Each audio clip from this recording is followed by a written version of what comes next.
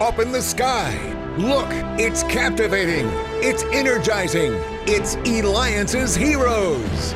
Eliances is the destination for entrepreneurs, investors, CEOs, inventors, leaders, celebrities, and startups, where our heroes in business align.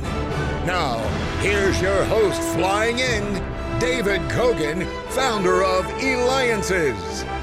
Thank you, Money Radio. That's right. This is David Kogan. And oh, am I excited today because we have another incredible lineup. That's right. Our heroes are taking risks. They are all in, okay? They know what they're doing. They may make mistakes on the way, but in the end, they accomplish it. They create jobs. They build their economy. And today's lineup is just incredible. Now, let me go through a few things so that you really get this right, because we have the top executive of Ringling Brothers. That's right, Ringling Brothers and Barnum and Bailey Circus. We also have on our show the executive producer of Teenage Mutant Ninja Turtles movie. And when you hear the projects going on, you're just going to be amazed. And we also have the NFL star who played for the Raiders and Redskins, Philip Buchanan, and his projects he has going on, mind-blowing. But I want to go ahead and start our hero lineup today on Thursday with a very, very special guest. He is the founder travel website called Hotwire, which I'm sure you all heard. He's also been the president of Expedia, the CEO of TaskRabbit, and the list just goes on and on. So talk about accomplishment. All household names and a gigantic accomplishment in his career. So I've got to ask Eric Grosse, how in the world did you become and you create all of these companies that became a household name? Why, hello there. It's a pleasure to be on the show and to speak with you. Well, a lot of starting great companies is partnering with terrific people in the early days and really giving them the opportunity to success and giving them a good roadmap for on what success looks like. And I've been fortunate enough to have worked with a lot of terrific people over my career. This is definitely starting business is definitely not an I thing. It's definitely a we thing, and that's definitely been true in my case. Now, you didn't stop. I mean, you've been, CEO of, again, these major companies that most everybody has heard of, most everybody has used. But it doesn't stop there, because now you come up with this another idea to be the world's first online consignment marketplace for design called Chairish.com. And that's Chairish.com. Where were you when this idea sparked, and how did you come up with it? Well, it was really, again, a partnership.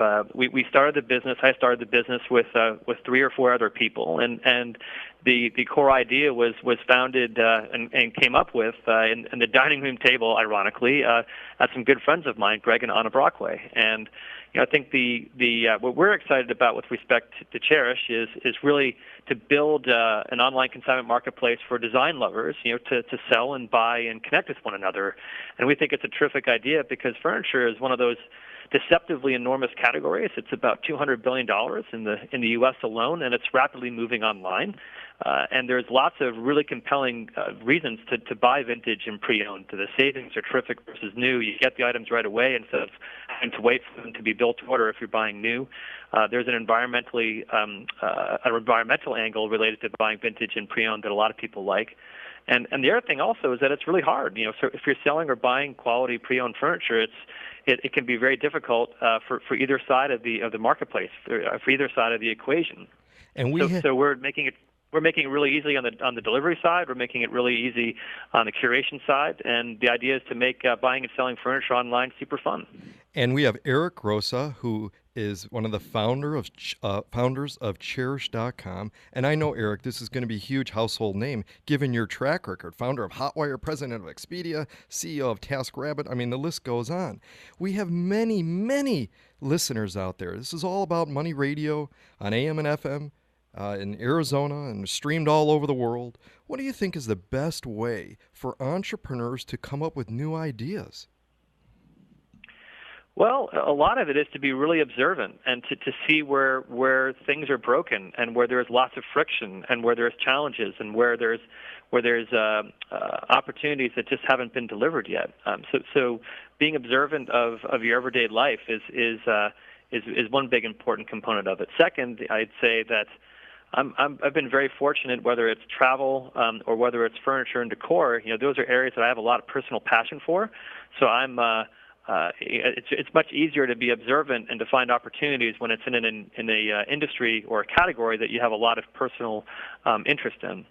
So, and I think last, I keep on mentioning this, but is the importance of being around great people that have very complementary skills to your own, and working with them in a really solid, productive partnership to start something new, because starting something new is really, really hard.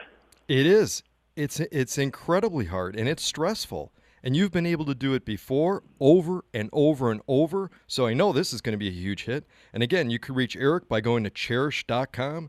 You could also go to Eliances.com. That's Eliances.com, the place where entrepreneurs align. And you're listening to Eliances Heroes on Money Radio, AM 1510 and FM 99.3. Now, you talked about being passionate. Tell our listeners the first role or position you were in that you were passionate about, and really, what does passion mean to you? Sure. Well, it's always been a constant throughout my career. My first job out of college was working for the investment bank Morgan Stanley in New York City, and I went in there with a tremendous amount of enthusiasm and passion to deliver and to learn. It started from the beginning. And who would you say? I mean, going through, starting at Morgan Stanley, who's your closest business advisor in your life? Well, when I started, I was lucky enough to have had a few mentors. Andreas Halverson was one of the key people at the firm that made the decision to hire me. And I think a big part of mentorship is just showing faith in someone. And Andreas and another gentleman by the name of Phil Duff gave me a terrific opportunity, and I'm always grateful for them for putting me on the learning road that is business. And I always did my best to try as hard as I could and to make them proud. Now, I know that family is very close to you. I know one of the things is that you've lost your father at a young age. What do you think he would be most proud of in your career and as a person? Oh, well, I think he would be proud of the fact that I'm a hard worker, and I always give it my best. I think he would be proud that I always try to when we have successes, to really provide and to give credit for those successes to others that really deserve it, and not to try to take any glory for myself. He was not that kind of person at all. He was someone that was what I would call a quiet leader, and he was someone that I admired and respected greatly. And as you mentioned, it was a real tragedy for me to lose him at an early age, just when I was starting to embark on my own professional career. But I had him in the early days, when in many respects that influence is so important. Well, and I appreciate you sharing that with us. And again, you could reach Eric. He was the founder of Hotwire, president of Expedia, CEO of TaskRabbit, now the co-founder of Cherish.com. And we've got less than a minute left. And I got to ask you, now that you're a father, what is the most important lesson that you could teach your child? Well, the one thing is, now that the shoe's on the other foot and I'm a father, I'm even more respectful of the job that my dad did for me, because it's really hard. It's really hard being a dad. So I try to lead by example. I don't do it all the time, but I try my best. And I think the most important thing you can tell anyone and to tell your child is to really is the importance of integrity. And integrity is a hard word for a kid to understand, but I think if you translate integrity into telling the truth and to being a trustworthy person for your family and your friends, that's a great path forward to greatness. Excellent. Well, you're a hero. Go to Cherish.com, and when we return, the top executive of Ringley Brothers and Barnum and Bailey Circus.